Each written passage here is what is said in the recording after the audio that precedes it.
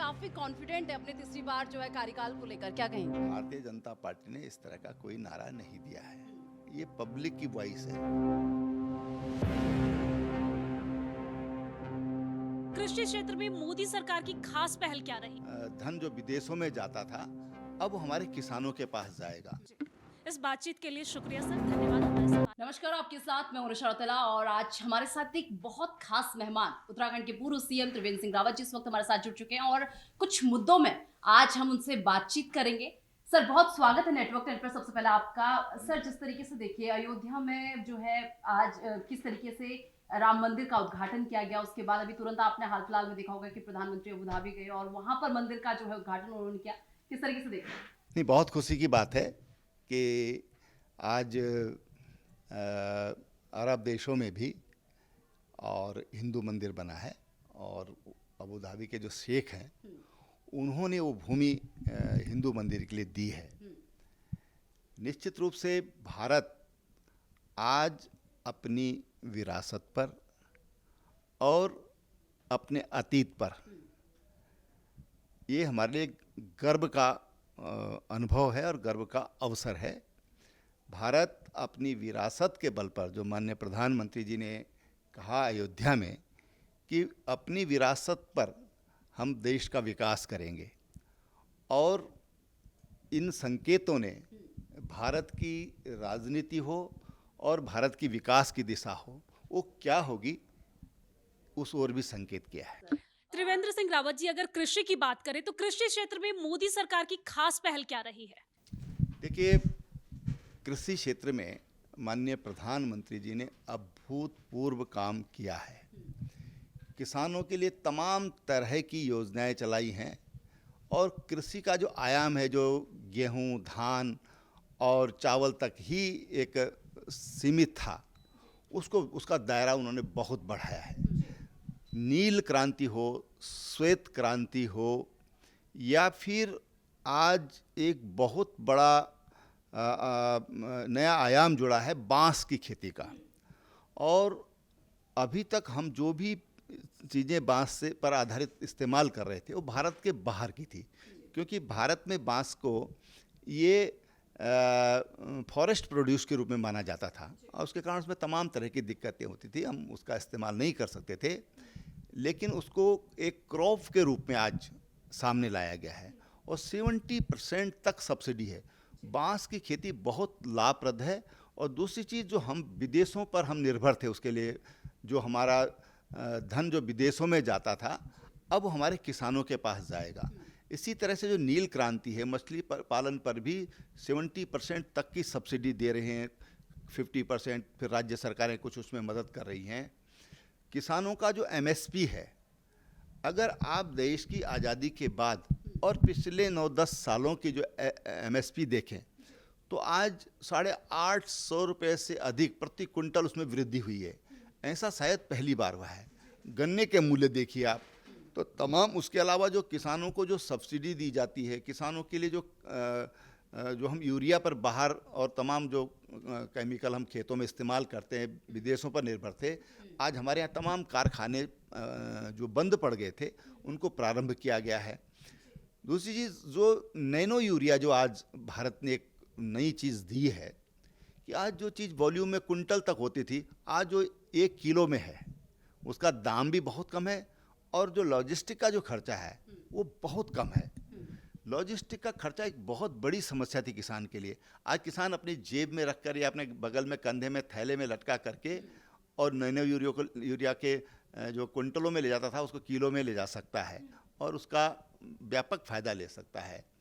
इसी तरह से आप बिजली की सुविधा देखिए, कुसुम जो योजना है कि किसान अपने खेत में ट्यूबवेल को सोलर एनर्जी से चलाए और जो एक्स्ट्रा वो एनर्जी जनरेट करता है वो सरकार को बेच भी सकता है, सरकार उसको खरीदती है। तो तमाम इस तरह की, चाहे किसानों की इंश्योरेंस की, खेती की इंश्योरेंस की व्यवस्था होगी, तमाम तरह की चीज़ें की हैं। मैं समझता हूँ कि देश का किसान उस चीज़ को समझ रहा है। वहीं सर, अगर बात कर ली जाए, देखिए 2024 में मोदी की गारंटी की जो है काफी चर्चा हो रही है और चर्चा का विषय बना है इस वक्त मोदी की गारंटी। मोदी की गारंटी कितना इफेक्टिव आपको जो है नजर आ रहा है, कितना असरदार आपको नजर आ रहा है? देखिए, आज आम आदमी को आप पूछिए, आप किसी भी युवा से पूछिए तो मोदी नाम ही गारंटी हो गई है कि जब मोदी कोई बात कहते हैं तो जनता का ये विश्वास है कि वो 100% पूरी होगी। और सच बात यह है कि ऐसा हो भी रहा है। प्रधानमंत्री जी जो भी बात बोलते हैं उसका असर कुछ ही दिनों में, और उस पर एक्शन ये कुछ ही दिनों में दिखाई देता है।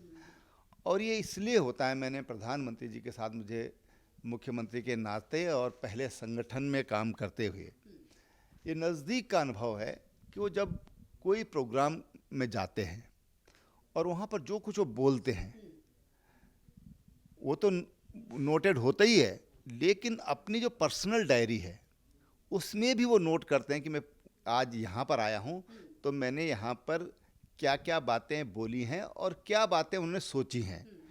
नेक्स्ट टाइम जब वो वहाँ पर जाते हैं तो वो उन बातों से उसकी पुष्टि होती है। और इसलिए प्रधानमंत्री जी आज जहाँ भी जाते हैं तो बहुत नपातुला बोलते हैं, और कोई वायदा अगर पब्लिक से करते हैं तो उसको 100% पूरा करते हैं।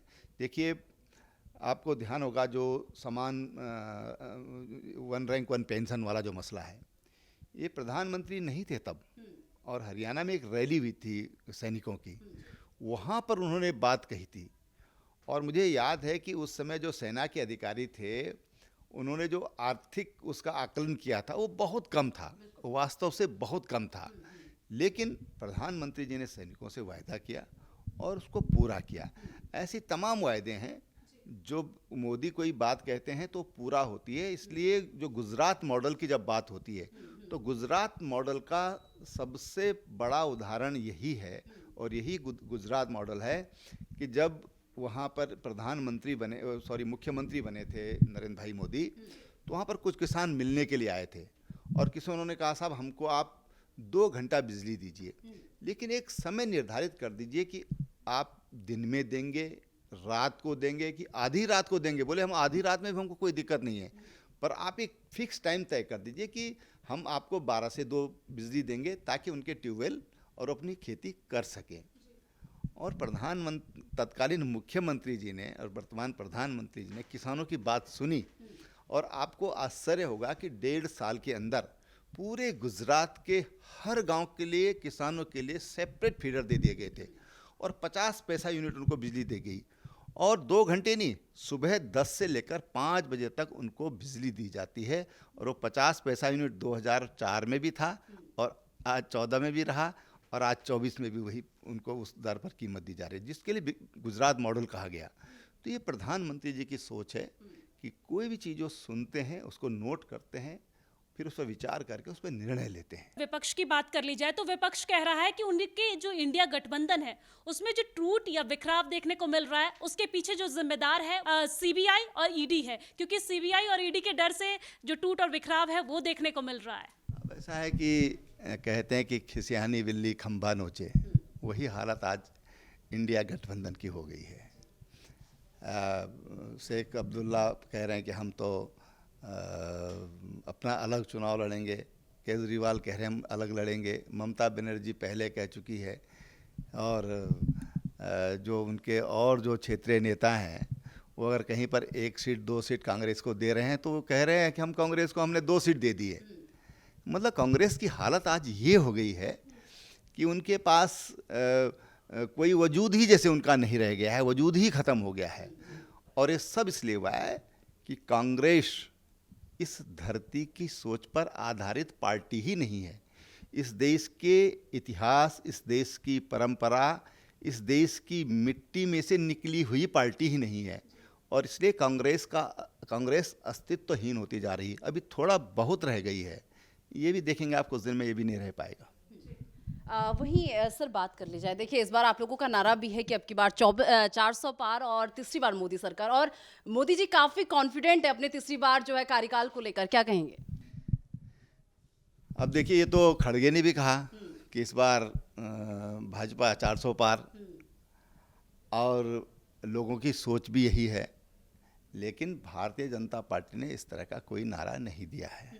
ये पब्लिक की वॉइस है कि अब की बार 400 पार, और ये जरूर माननीय प्रधानमंत्री जी ने कहा कि हम 370 सीट हम एक बार लेकर आएंगे, और निश्चित रूप से इस बार का जो चुनाव होगा वो आज तक का जो भारतीय लोकतांत्रिक प्रक्रिया में जो हुआ है, जो अब तक जितना मतदान हुआ है और जिस तरह की सीटों का डिवीज़न हुआ है पार्टियों में, इस बार वो सारा रिकॉर्ड टूटने वाला है।